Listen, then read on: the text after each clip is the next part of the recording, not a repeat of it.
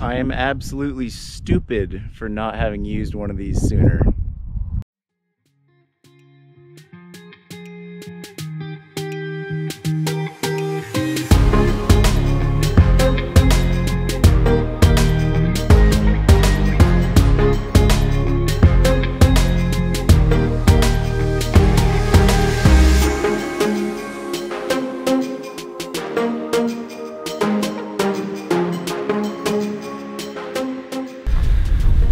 What's up, everyone?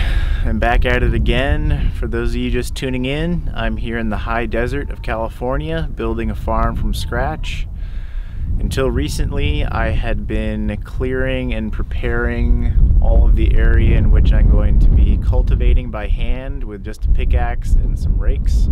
That quickly got very old, and I realized I was not going to be able to clear all the area that I want to plant with cover crops this summer to build my soil fertility for cultivation about a year from now, if I had continued just doing things by hand. So I borrowed this tractor earlier this week. I've been running it 5 to 6 hours a day, and I've made a tremendous amount of progress.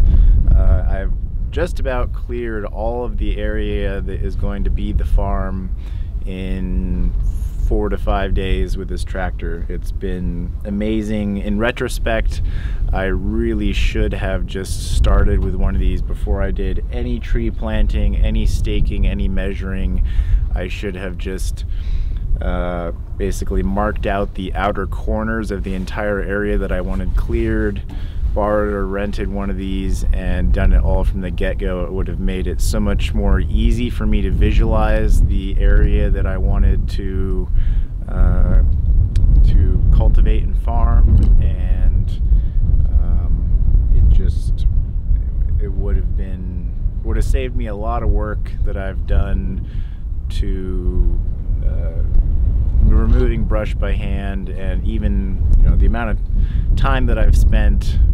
It was a total waste of time to do stuff by hand. It is, for a very small area, it's more precise. As I've explained in my previous video, you can very cleanly pick brush out and mulch it, and you are left with basically no debris in the soil itself. So maybe for a very small area it would make sense.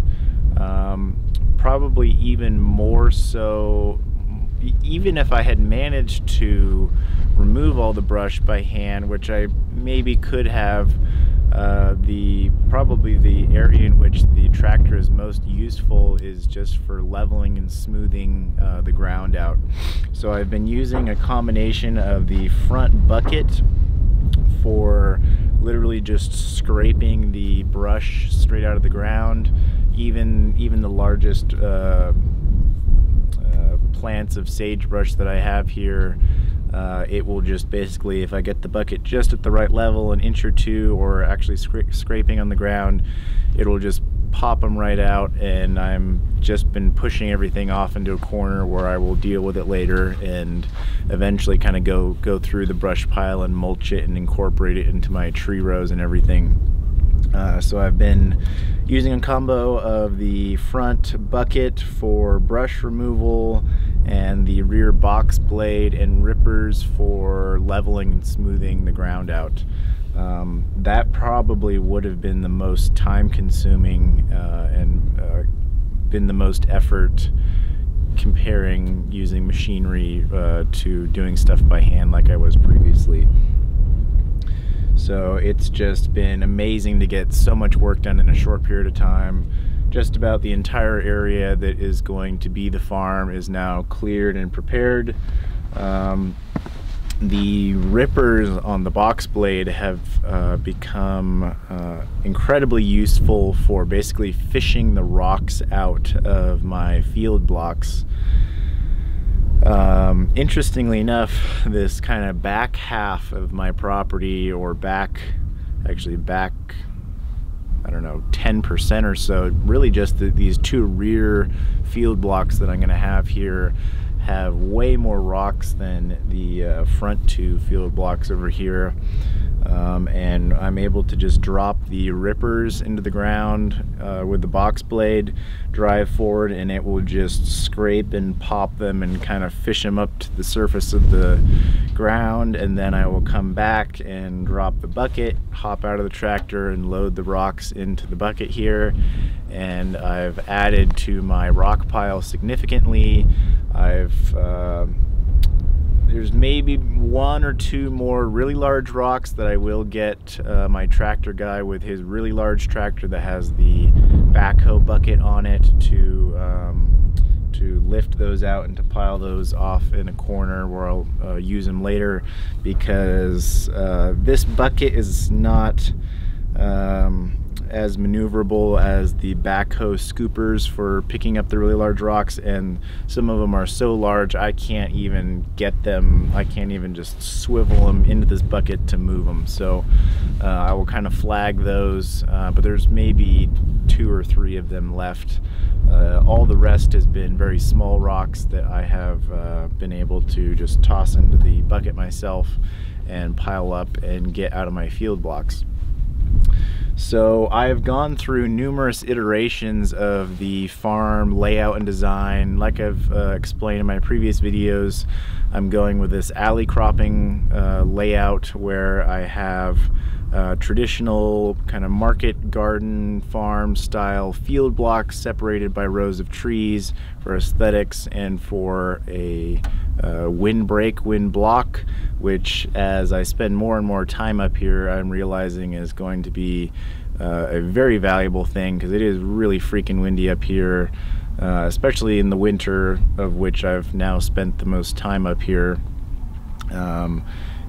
Yesterday it was unpleasant to even be outside. It was blowing 30-35 miles an hour, super cold, and so anyways, my decision to go with the tree rows separating the field blocks, I think, will be of large advantage, especially as the trees get larger, leaf out, and actually provide that windbreak that I want. But so I've gone through numerous iterations of the farm design. I have this really large ditch running through my property, which has kind of dictated the area in which I can easily cultivate or make a kind of cohesive, continuous field blocks and tree rows in a nice orderly fashion. And so my final layout, which I've had for a little while now, but especially now that I've gone through with the tractor and kind of pushed all the brush right up to the edge of the ditch, and kind of opened up as much possible area as I can, right up to the edge of the ditch, which I can't. It's a very large ditch, and I couldn't even conceivably really buy enough fill dirt to fill it in to cultivate that. I'd kind of have to just skip a 50-foot area, then do a field block that's kind of separated, and that's why I was saying I really wanted everything tight and orderly and butting up next to each other. Field block, tree row, field block, without like just a big separation and a field block like way off in the front, which I could do and it is a possibility in the future. But anyway, so I'm ultimately going to have 4 10 100-foot market beds, 30 inches wide. So it's going to be about 0.37 or a third of an acre of vegetable field blocks, and about a third of an acre of tree rows, about 90 to 100 fruit trees, which I've watched. Obviously, I've watched tons of the great content out there by other market farmers and permaculturists and stuff like that, and I've kind of done my best attempt to weigh with the area that I have that's easy to cultivate here with what I think that I can manage entirely on my own. I know as a farm gets larger, you typically need to be hiring in labor or help, at least for certain stages, harvest, whatever. My intention here is to have a farm that I can run entirely on my own and can generate me enough income to live off of.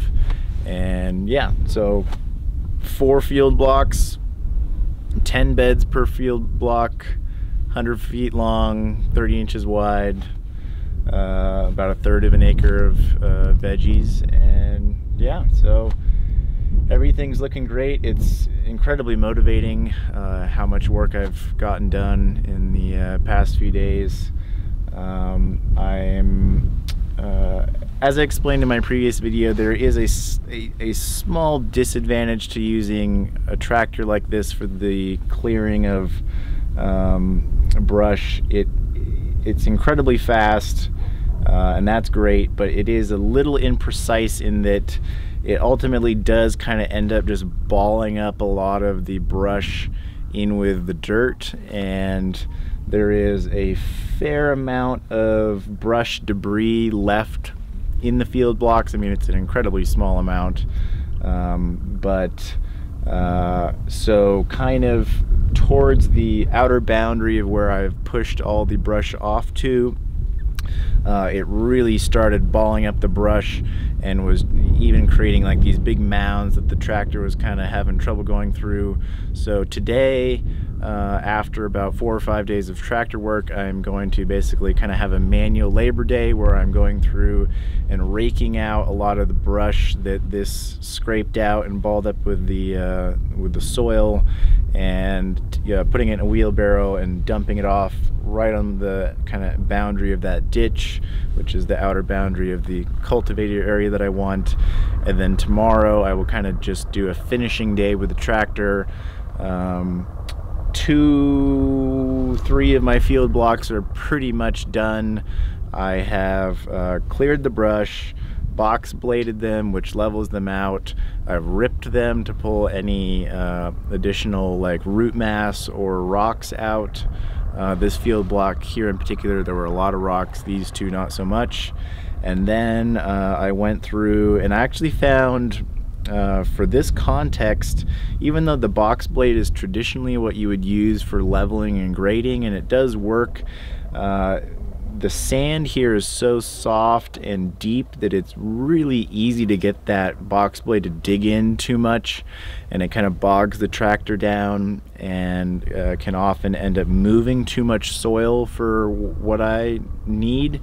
And being that these field blocks are pretty smooth and level anyways, really what I have been doing is just ripping them with the rippers on the box blade, and then I have gone through and used the front bucket, dropped the bucket, and then backed down the entire length of the field block, and that has a very nice smoothing effect, kind of compacting, smoothing without moving too much soil when I do that. So that's what I've done with 3 of the 4 field blocks so far.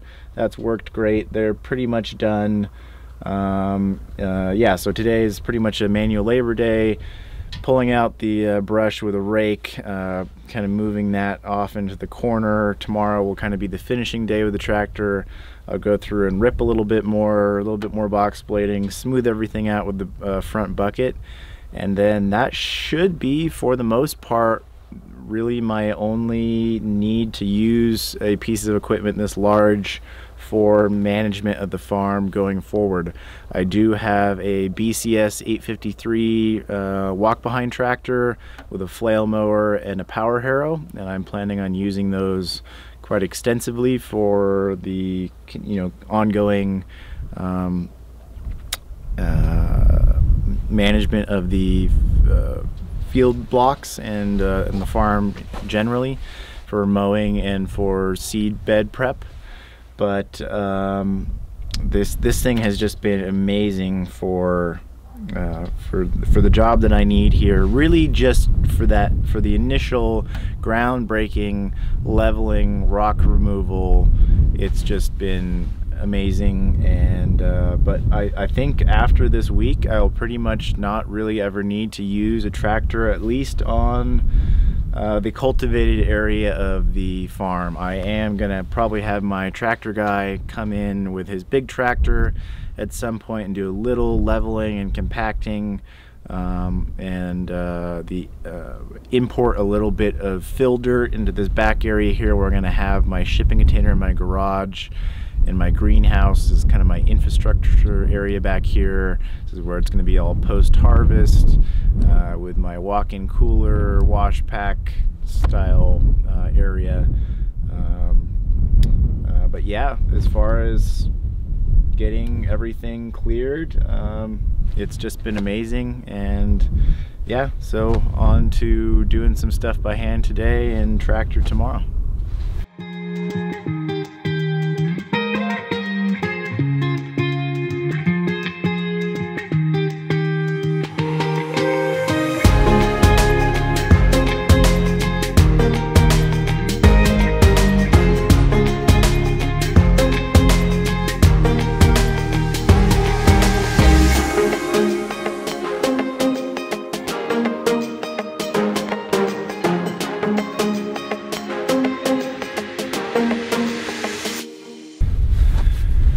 Okay, so this is kind of the result after prepping the field blocks with the tractor. This is the kind of debris that I was talking about is left. There are some implements that you can get for certain tractors, like these big rakes essentially, that would probably do a more proper job of the removal of this type of stuff. But being that this is kind of a borrowed tractor, I'm using the implements that are on it, and it's good enough for me. The field blocks will take probably several days to a week of really hand manicuring with a series of rakes and maybe the pick for the occasional bit of root mass that I want to remove. But a combo of like a dirt rake, a very fine tine rake, and a landscape rake for minute leveling of several inches of stuff. I will run a sprinkler on them to kind of wet them down, to keep the dust down a little bit. The water also helps the raking process. It kind of helps you see what's level, and you can kind of see how water pools and stuff like that. So I mean, this was such a fast, easy process with the tractor. A little bit of hand manicuring over a week or so, and they'll pretty much be ready for my summer cover crop of cowpeas. And then, I'll flail mow those after they're at maturity. Then I'm going to grow another like winter fall cover crop, of which I haven't quite decided what my variety or mix is going to be, but then yeah, so just kind of a summer and a fall winter set of cover crops, and I'll be ready for vegetable production about a year from now, springtime. And yeah, super exciting. So nice to have everything clear, and I'll start doing some of that stuff by hand. Okay, so it's been about a week since I had the tractor out here. I had to go home for about a week, but I'm back at it.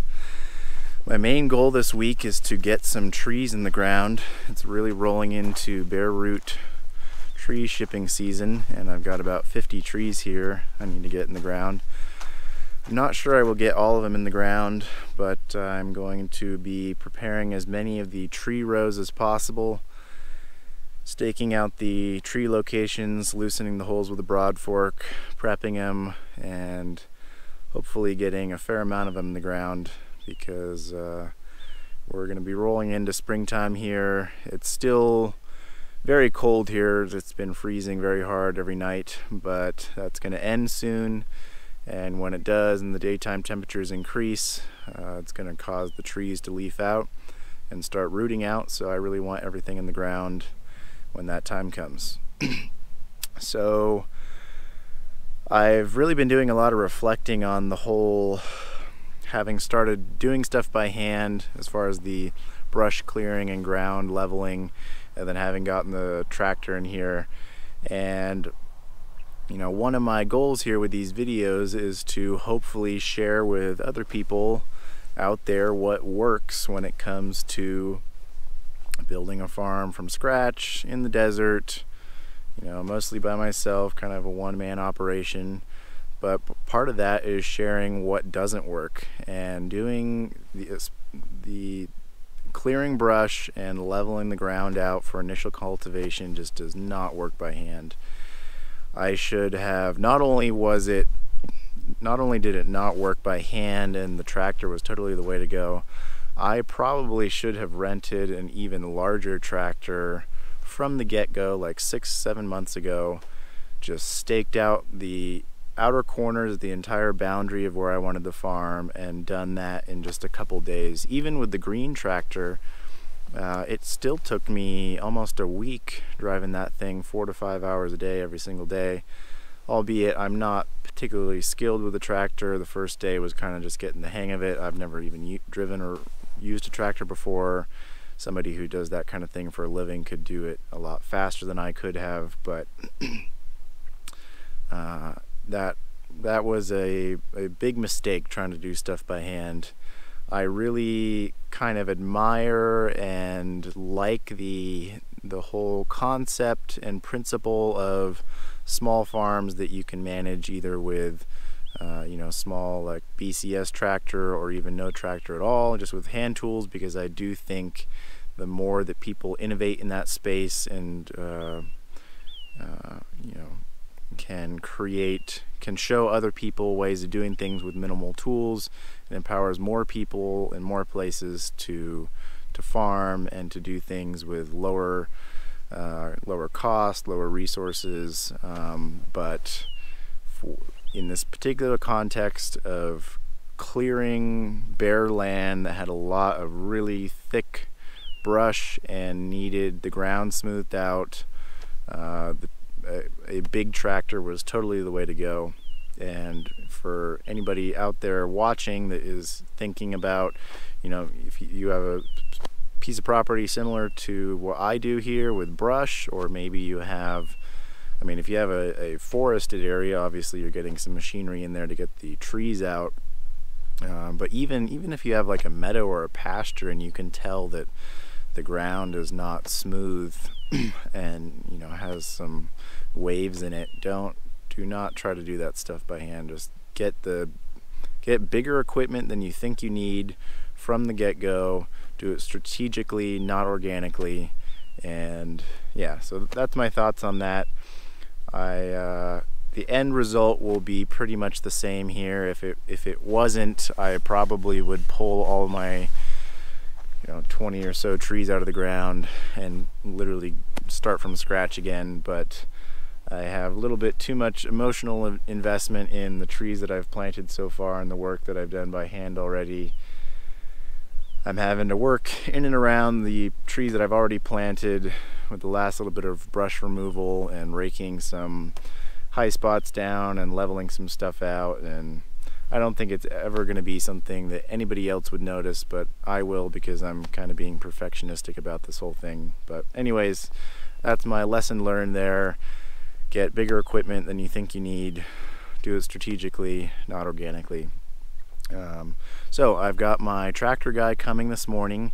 He's going to fish out those really big rocks that I wasn't able to get out on my own. He's going to go put those in the rock pile. Have him do a little bit of bucket scraping with his tractor, because one, he's really good and skilled with it. Two, it's a very large bucket and it's a heavy tractor, and it does that stuff even faster than the little green one. And yeah, so I'm gonna have him do that, and then hopefully I may encounter an occasional large rock when I get to broad forking all this stuff, I need to have him in here again. But the potential exists that I will no longer ever need a large piece of equipment to do this kind of thing, because then it'll all be something I can manage with my BCS and with hand tools. So like I even mentioned at the earlier part of this video, this whole design and layout has gone through numerous iterations just due to me being out here a whole bunch, weighing how many trees I want to have, how much vegetable area that I want to have. And I've even made an additional change just in the past few days. You know, I had originally said I was going to have about 0.37 acres of vegetable field block area, bed space. The net space would be 40 100-foot beds, market beds. That's kind of the standard way of communicating bed space in the market farming world. And I've been doing a little bit of thinking, and for two reasons I really want to push that vegetable space as high as I can to have the most potential areas I can. And that is because I think a CSA is going to be my best potential market in this region that I'm in, and it's also just the style of farming that I would like to do the most. You know, I'd really like that interpersonal connection with people picking up CSA boxes, people getting to see the farm, and, you know, not having to deal with, you know, marking stuff down to sell to a restaurant, and just the stuff that restaurant or grocery store.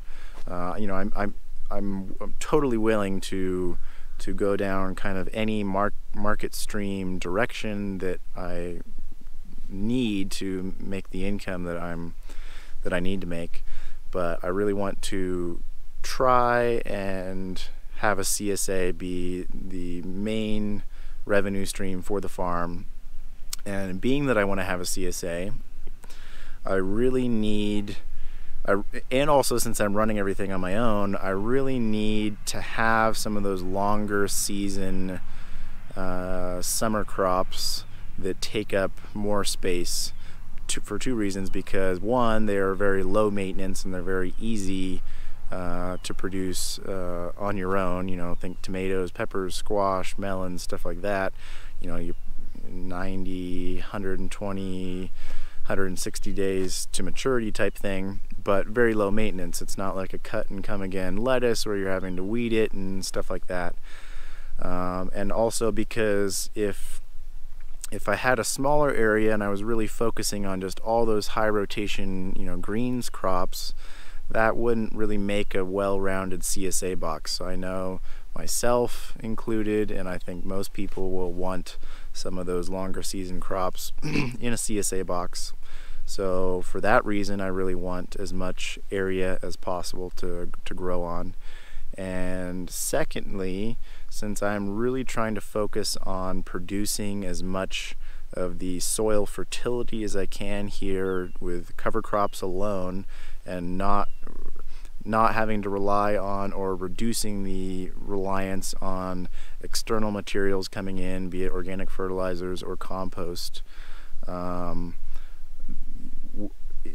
With that in mind, I really need to have you know, some area, some of the time devoted to cover cropping, you know, basically resting some beds and growing a cover crop that's ultimately going to get worked back into the soil.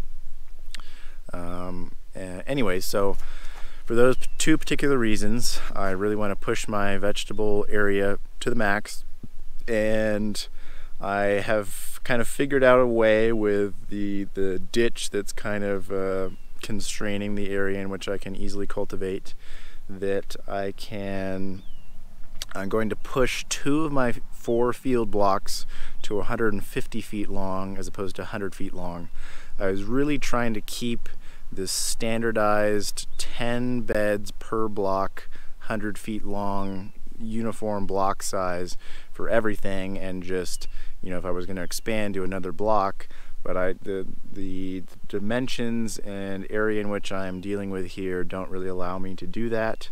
So I'm going to push these 2 field blocks to 150 feet long, netting me the same increase in area that I would get from an entirely new 100-foot block. And so that's going to push me up to 50 100-foot beds as opposed to 40, which is a 25% increase. So that's pretty good. That's I'm happy about that, and it will be 0.46 acres as opposed to 0.37. But yeah, 25% increase. I feel good about that, and that's really maximizing the area that I have back here.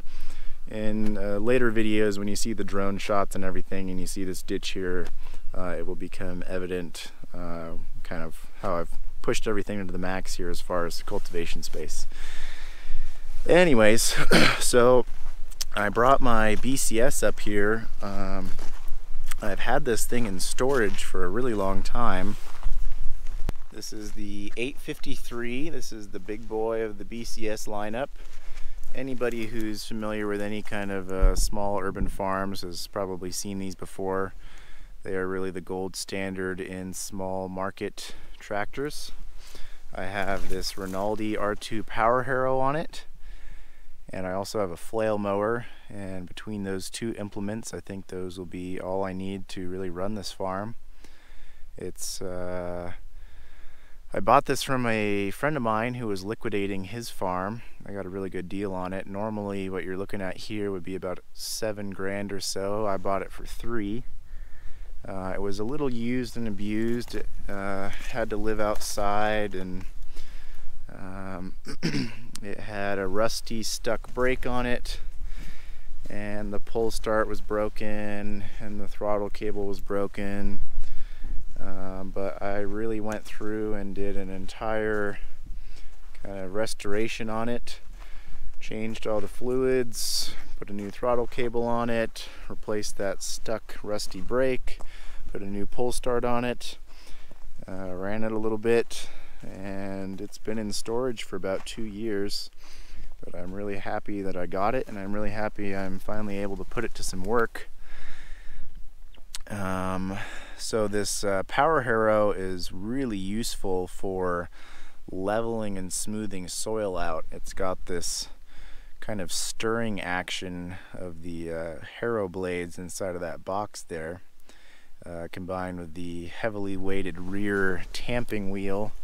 It's really good for initial soil prep as well as seed bed prep after you crop out a bed. They're really popular in the market farming space. And so it's actually going to be very useful for this kind of initial ground leveling and staking out of tree rows and my field blocks. I've been using it a little bit for just going up and down my field blocks and leveling stuff out and compacting a little bit, and then going through with a fine tine rake, raking up some of this debris type stuff here, putting it in a wheelbarrow, putting it off into a corner, and yeah, so it's going to be quite handy for this initial building phase. I won't really use the flail mower until I have crops to mow down, but the Power Harrow is great, and I really enjoy using it. So one other piece of equipment, I guess you could call it, that I just got the other day, and I've been running a lot the past 2 days, is this sprinkler here. You can actually see this is how cold it is right now. There's ice that froze coming out of the sprinkler. It can get very, very dusty here, and especially since I've removed all of this brush and, you know, loosened up the soil a bit with the big tractor and now with my BCS. It creates a ton of dust when the wind blows, which is not pleasant for my neighbors. So I don't want soil minerals blowing away, and it's also just unpleasant to be in when I'm working the soil. So I really want everything wetted down. Also, I just want to begin keeping the soil moist just about at all times. You know, I'm trying to follow as many of the regenerative soil building methods that I can, you know, keeping the soil covered, which I can't right now because this is kind of the initial building phase. But ultimately my goal is to never have the ground bare, really, aside from, you know, in between veggie crops, and always, you know, even if I'm not growing veggies for a winter season or something, always have a cover crop on it, always have live roots in the ground, really try to build up that soil organic matter. And another part of that is keeping the soil moist, because the soil microbiome cannot thrive without moisture. So dust and soil health, I want to keep everything as moist as possible. And so since I'm currently, I don't have any installed permanent irrigation, my overhead is all going to be with wobblers, which is the market farming standard for sprinklers. But right now, since I don't have my solar hooked up or anything like that, I am just running the well off a generator, and I want to be able to really put down as much water as I possibly can in a short period of time. The pump that I have in my well is a 22 gallon a minute AC/DC solar Grundfos pump, and I really wanted a sprinkler that would, you know, maximize, be able to use all of that 22 gallons a minute or thereabouts, depending on how much dynamic head you're pushing it into.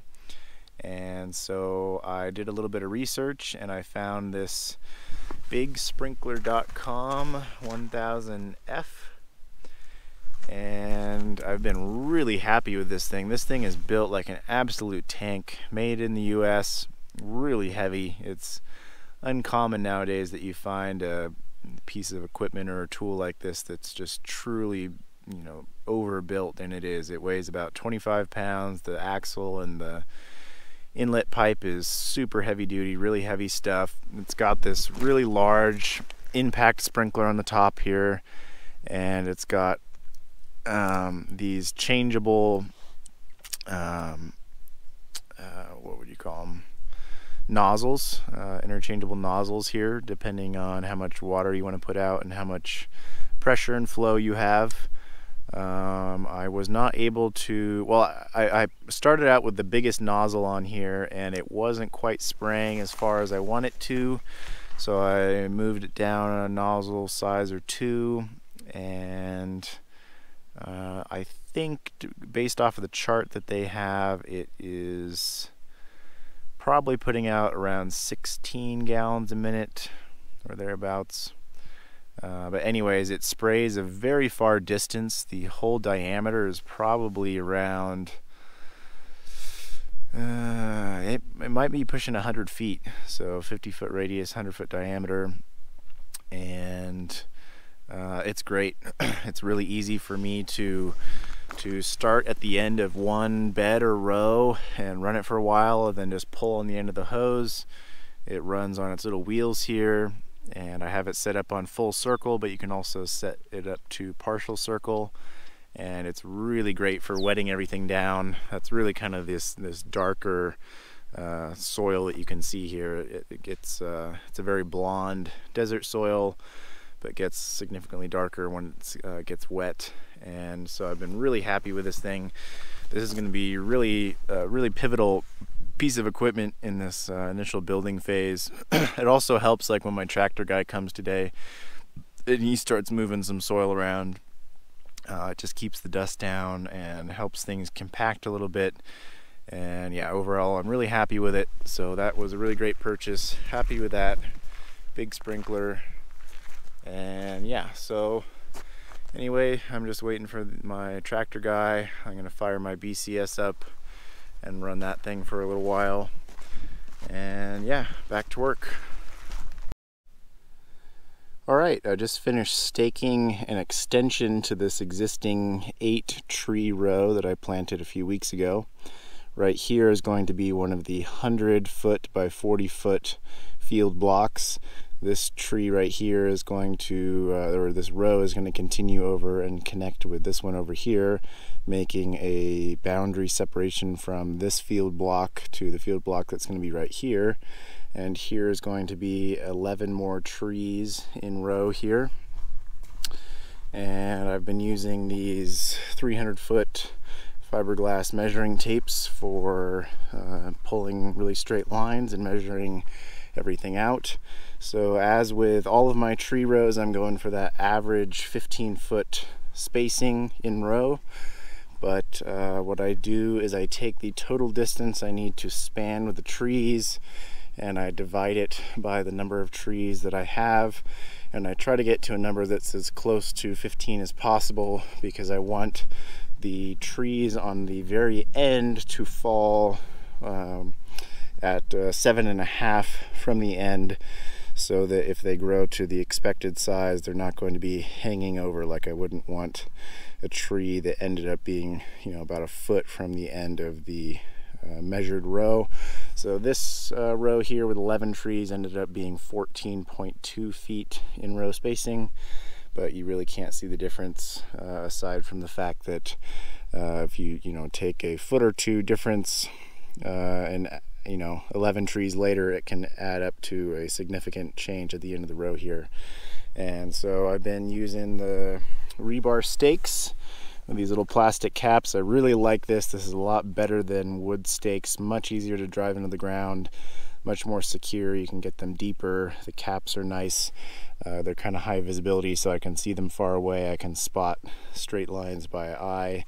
These are the fiberglass measuring tapes that I've been using. I really like these. These have come in very handy in this process so far.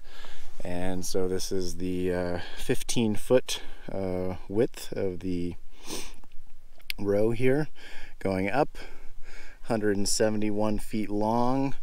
That is my 150-foot bed or field block, plus 3-foot pathways on the front and the back, plus the 15-foot tree row. And I just mark it where it intersects 7.5, middle of the row, pull it straight, make sure it's nice and taut, and also spot it by eye. And then I just go through with the calculator, adding that 14.2 plus 14.2 on, and I stake everything out. So now what I'm going to do is I pull my tapes out and I grab a rake, and I rake a little dish around that stake, fill it with some water, let it sit for a few hours. That soaks in, really softens that area around where the stake is going to be. Come in, pull the stakes out, broad fork it. It totally loosens up the entire hole.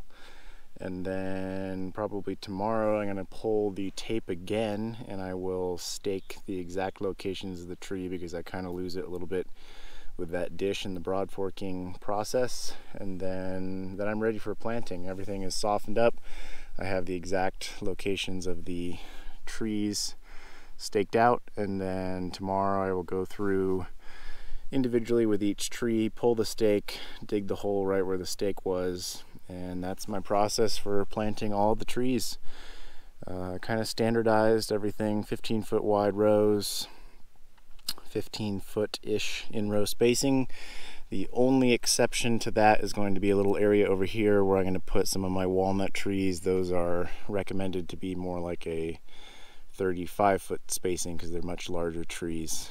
But that's where I'm going to kind of play around with a little bit less uniform, more just kind of, I don't know, food foresty randomness area over there. So this is one additional 11 tree row. This is also going to connect over here, and I actually have the space to double up on this row, so I'm going to do a triangulated spacing so I'll have a tree here and a tree here in that row, and then in the middle at that same 7.5 or 15 foot in row spacing, I'll put another one here, double up on that row. When the trees are leafed out, that will cause an even the tree row will be more dense, so if I have an east wind coming this direction, it will block more of the wind going into the field blocks. And so this is the area that I had my tractor guy clear yesterday. So this was all brush yesterday, and I came in with a power harrow, harrowed it up, smoothed it out a little bit. It's got a little bit of wave to it, but not really a big deal. This is what happens when the power harrow picks up too much dirt in the tamping wheel in the back, and it just kind of starts balling up and dragging stuff. But yeah. Anyway, so here will be in another 11 tree extension to that existing row way up there that I've already planted out.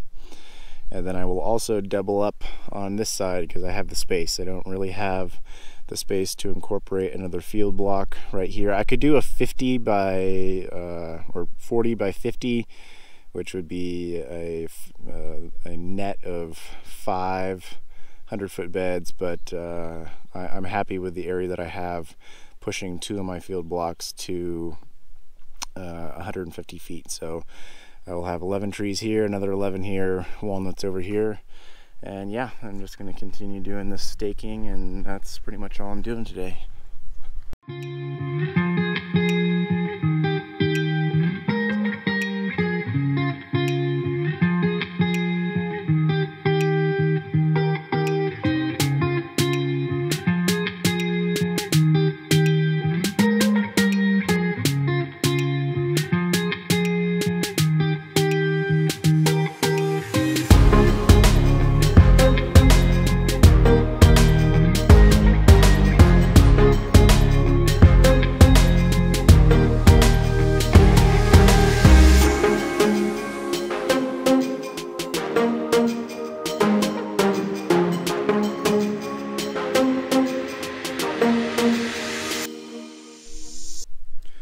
Alright, this is where I planted yesterday. This is a continuation of the 8 trees that I planted in my last video.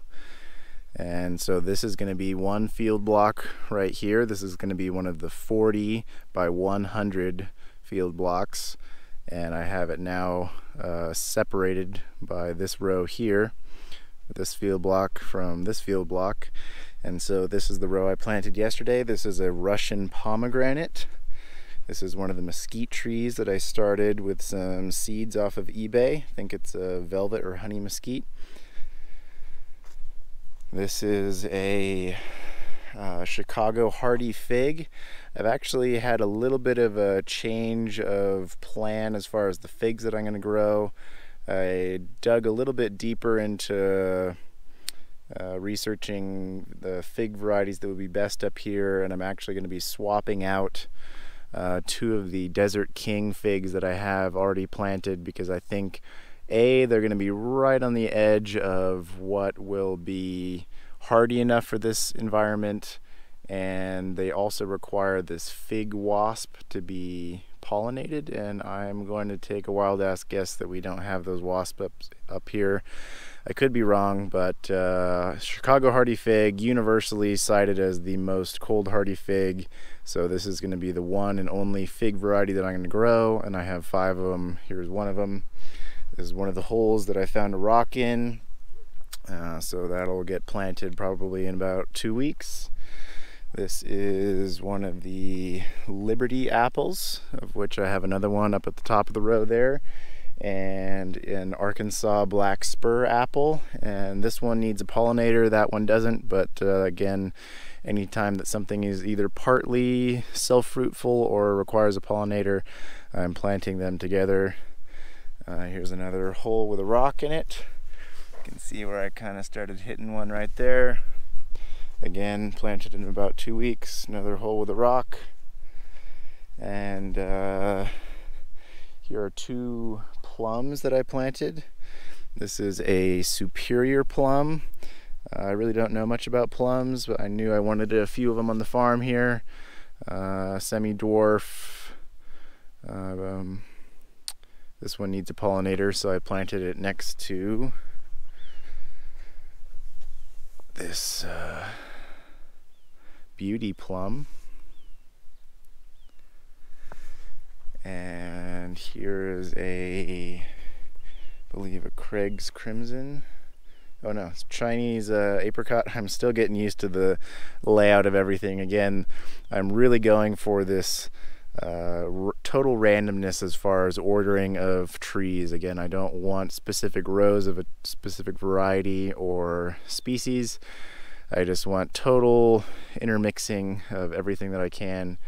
And when I go to plant these, I make the decision kind of on the fly. I'm like, what would kind of go here? I want to make sure I'm not, continuing a long row of, say, apples or something. So as soon as I plant the 2 apples required for a pollinator, then I move on to something like plums.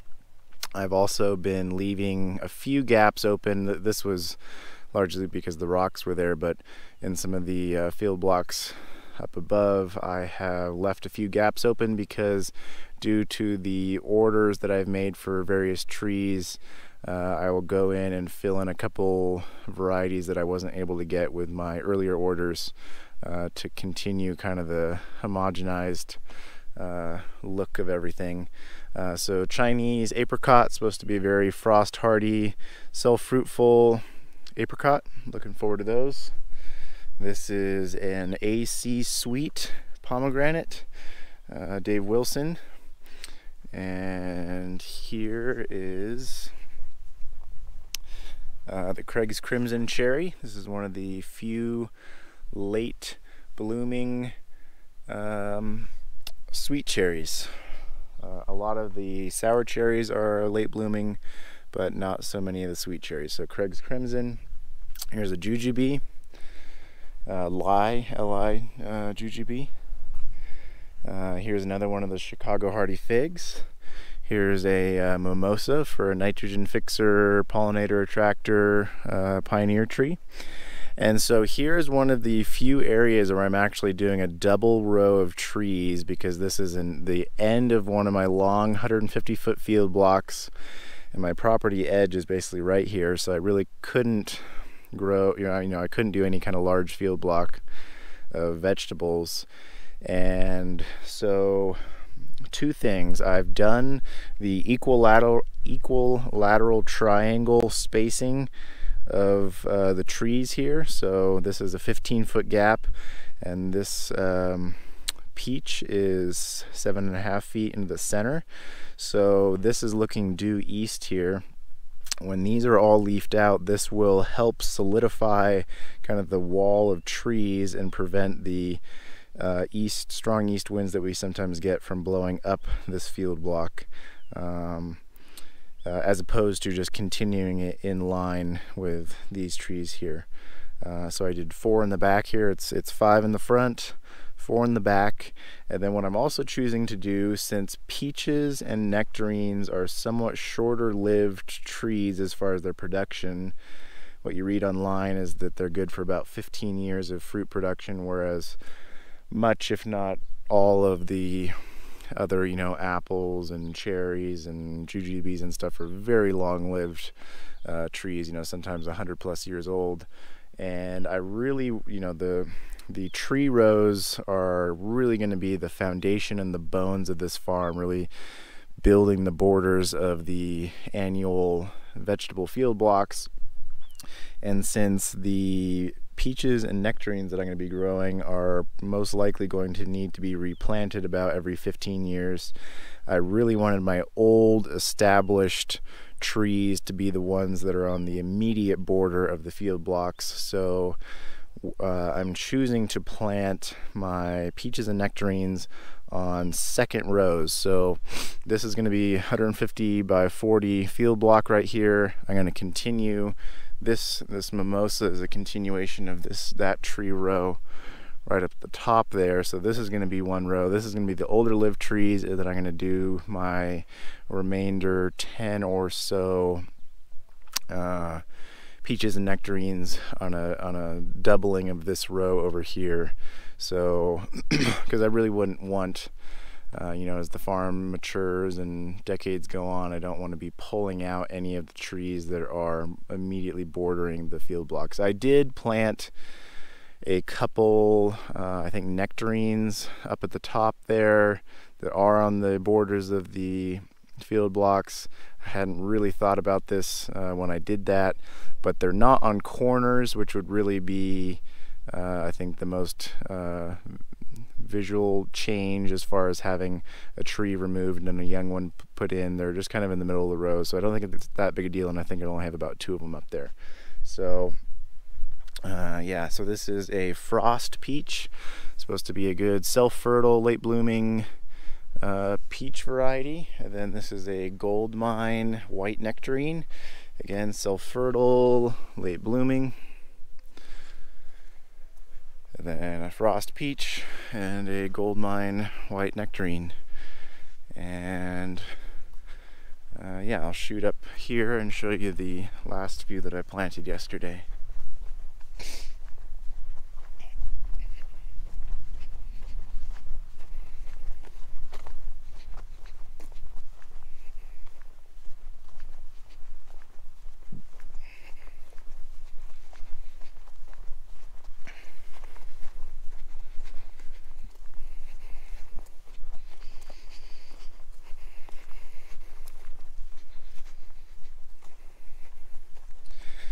Okay, so here is the continuation of the separating border of trees from these front two. This is a 100 by 40 field block. This is a 150 by 40 field block. That's what I planted yesterday. So there's a pink lady apple, a jujube, and an all-in-one almond. I have 2 almond trees that I'm going to be planting. That's one of them. That's a Siberian peach. No, that's a mimosa right there. And I had, since I've recently made this change from all 100 by 40 field blocks to 150 by 40 field blocks, a few of my row distances have changed, so I actually need to move this one in about a week or so, but it hasn't leafed out or anything, so that's not going to be a big deal. And continue this row here. AC Sweet pomegranate planted yesterday, another jujube. I'm choosing to basically have jujubes be the dead center head of all my field blocks, just for fun. I know they're kind of relatively tall, cylindrical towering trees. I like the look of them. So yeah, that's just one thing I'm doing there. Lie jujube, Dave Wilson. Here is another Craig's Crimson Cherry. And here is another one of those all-in-one almonds. And here is another Pink Lady apple.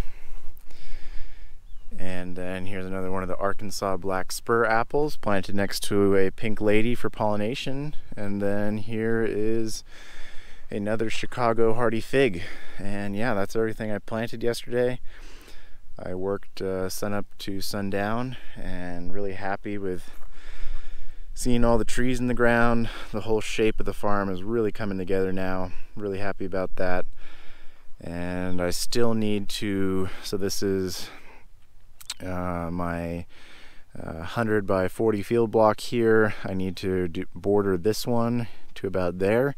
This is kind of the pad I'm leaving open for the eventual house that will be looking down the field block at the mountains. That was a really early decision of mine. Originally it was going to be right here, but like I explained earlier, I really wanted to push my field block area to the max. And so I decided to lengthen this field block from 40 by 100 to 40 by 150. And so this is where the house was going to go. Chose to instead border this here and then leave this one open. House is going to go here. This is going to be the last field block looking that way. And yeah, so that's the whole layout. Really looking good. Alright everyone, that's going to be it for this video. Thanks for watching. On the next one, it's going to be a lot more tree planting. For 6 months now I've been saying I'm going to be building my fence and doing my shipping container and stuff, but I'm really having to weigh the more time sensitive stuff like preparing my field blocks for summer cover crops, getting my trees in before the springtime temperatures go up and they start to leaf out and root out. But there's going to be a whole lot more Stay tuned. Thanks for watching. Give me a comment. See you on the next one. Peace.